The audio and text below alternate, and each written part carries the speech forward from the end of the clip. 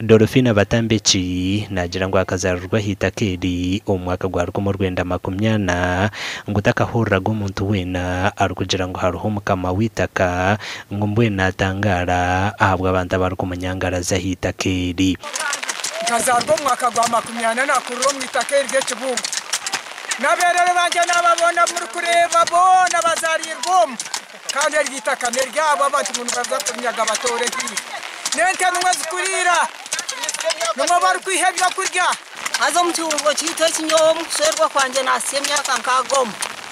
onkatura ntingomu twargamuga namwe mwarenga hariya ari hentoke ari hemyani hariho buri kimwe cyona numwe twihoburo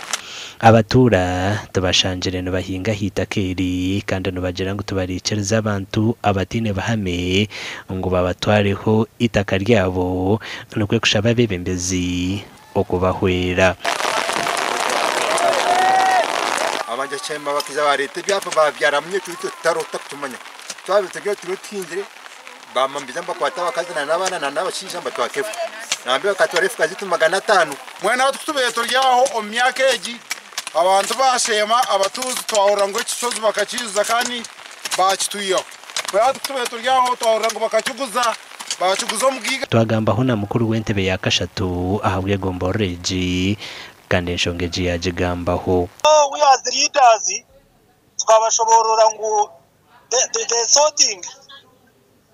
yo twashango complaint neza bagurize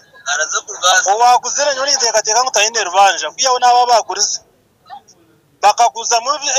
amataka g'abantu tubaba hasente zabo amakuru agagasha kwa Anita Atkunda.